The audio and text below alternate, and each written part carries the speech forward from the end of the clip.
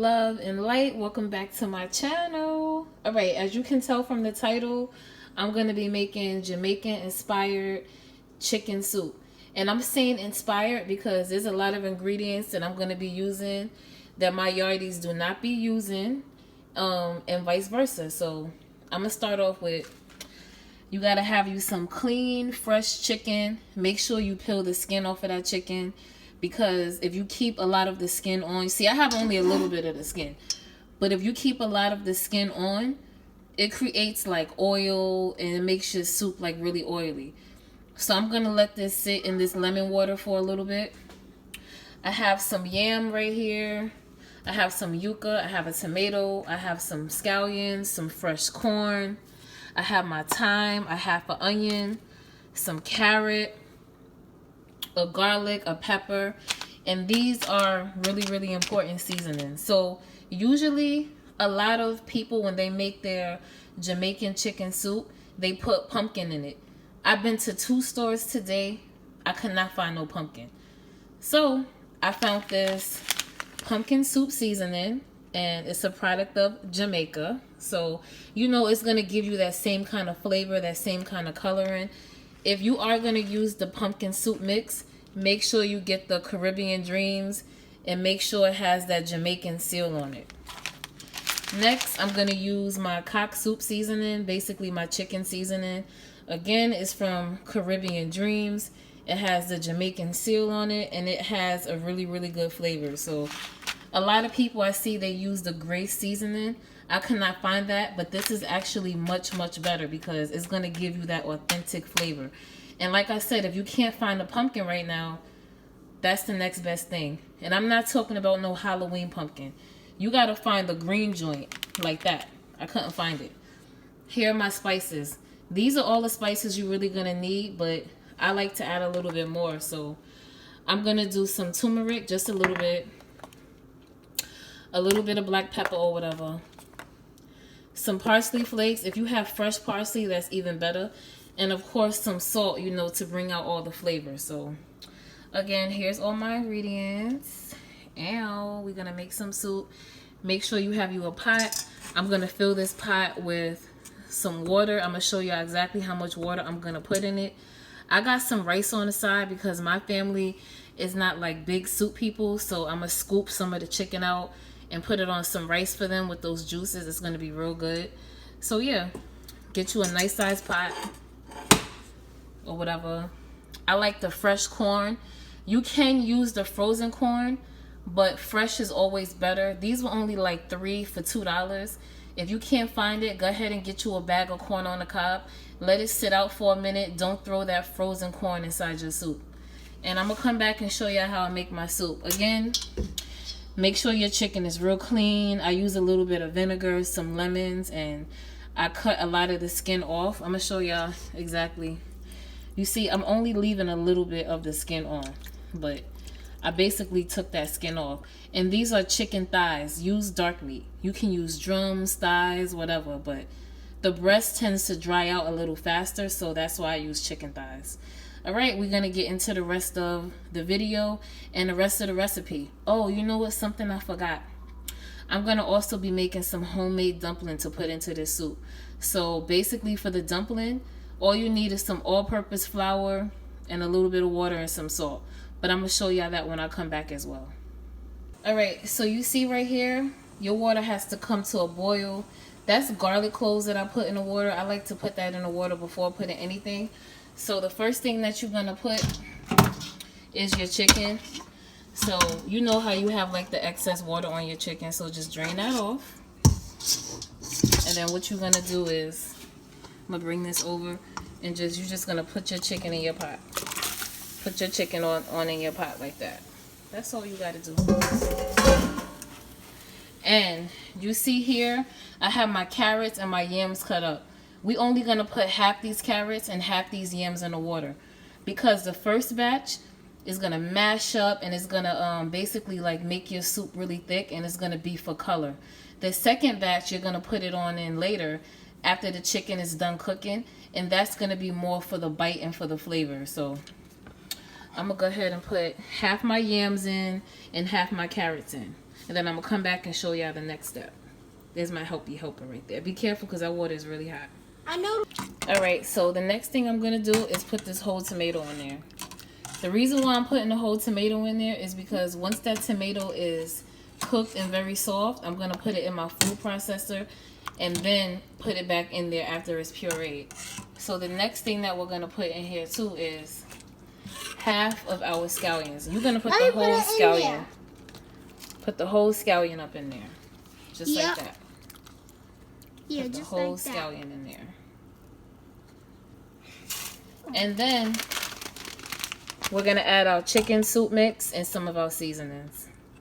So this is what the soup looks like after I added the pumpkin soup mix. I added the chicken soup mix.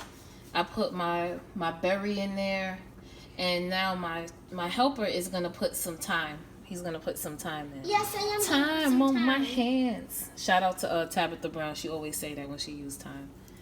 Just put it on it. Be careful. That water is really hot. I know. So, we have our yuca right here.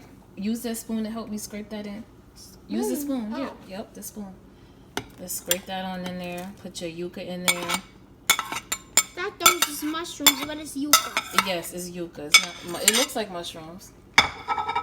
So the last thing we have to put in is our corn, some more of our scallion, and then we have the other half of our yams and carrots. So you're gonna really like let this cook down for another. You're gonna let this cook down for another like 30-35 minutes. After it cooks down, then you know you're gonna add the rest of your stuff. But while this is cooking right now, we're gonna make our homemade dumplings. So I'm gonna show y'all how I make my dumpling. So what I'm gonna do is, I know a lot of people don't do this, but I'm gonna add a little bit of butter. When I say a little bit, I mean I'm gonna cut it like right here to the last A and put that in there. And then I'm also gonna add some better than bouillon just to give it a little more chicken flavor. And yeah, so the difference with my soup, like I said, this is not an authentic Jamaican homemade chicken soup. This is more like a Jamaican inspired soup. And the reason why I say inspired is because I have like different ingredients. Like this is not a Scotch bonnet pepper. I'm adding a tomato. I don't have pumpkin in here. I have yam. But you know, you can kind of just mix and do your ingredients how you do them. Yeah, you can mix it. Be careful because it's very hot. Yeah. You can just kind of like mix and do your ingredients how you do them. But I'm still keeping the root the same. Like, you know, I'm using my seasoning, a lot of the same methods. And, you know, you can kind of mix and match your ingredients. So I'm going to let this cook down, put the top on it. I'm going to start making my dumpling. And then after the dumplings are done, it's going to be time to add the corn. And then it's going to be time to add the rest of the carrot and the yams. And then we're going to, you know, we're going to be rocking and rolling. And this soup should be done in another, what, like 45 minutes or so. All right, I'm going to come back. All right, so what I'm doing now is I'm going to start making my dumplings. My helper went to sleep, so you have used some all-purpose flour. Make sure you use all-purpose flour for your dumplings. Don't use self-rising flour, corn flour, all-purpose flour. I have my water right here and some salt. That's all you're going to need. And I have my mixing bowl. So I'm going to pour my flour in. You can eyeball it. I'm making like, you know, a good amount of dumplings. I like my dumplings to be like medium size. So I'm going to put about 2 cups of flour in there. Yeah, it's about, let's see. All right, that's good. 2 cups of flour. Add you about a tablespoon of salt. All right. And then when you get to this point right here, make sure that you whisk everything together because you don't want the salt and everything to be like sitting in one place. So make sure that you mix everything around. Mix that joint around like that. And then you're gonna add your water. Don't add a whole bunch of water at first. Add a little bit and then you can add as much as you need. But it's better to just add a little. See how wet your joint is.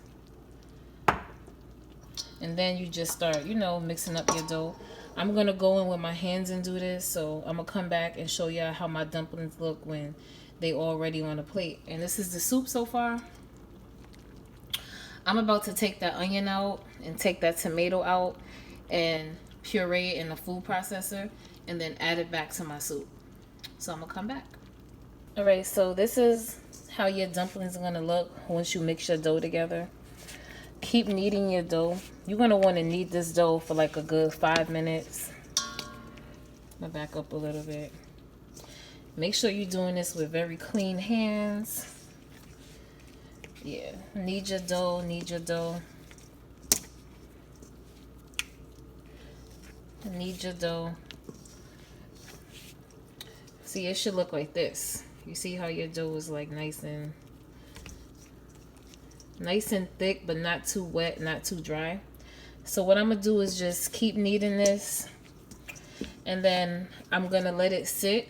So you're gonna want to get you a piece of paper towel, put it over the bowl, like get you a wet piece of paper towel, not soaking wet, but like a little damp. Put it over the bowl for about 5 minutes. Then you want to come back and make your dumpling balls, and then you're gonna put them in your soup. But first, I'm about to cut up this corn. Like I said, I'm going to take that tomato, that onion out, that pepper out, put that in a food processor, and pour that back into my soup. And then we're going to be almost done. This soup is actually almost done. I wish I could smell this soup. This soup smells so good. Don't worry about spilling on your stove. You can always clean up when you're done. But look at that. Isn't that beautiful? And imagine with the dumplings in there, with the carrots in there, with your corn in there. That's going to be really, really good. All right, I'm going to come back and show you how everything looks when it's done. After I added my dumpling and everything, it smells so good. It looks really, really good. Basically, make your dumplings into a circle. You can do your dumplings however you want, but we like it this way. And just kind of get them down there in the juice so they could boil and get hot. These dumplings don't take long at all. That's why that's the last part that you do. But yeah, look at this beautiful soup. That's going to be good in your bowl. We got some bread on the side. I know that's greedy to have dumplings, noodles, and bread. But listen, do what you do. I think this is such a great thing to make, especially now that the weather is getting colder. That's why I added some turmeric and some garlic, because it cuts down on inflammation in the body. I want the very best for my family, so I'm going to put a lot of love into what I'm cooking, what I'm doing, and I really hope y'all enjoyed this video. Bye.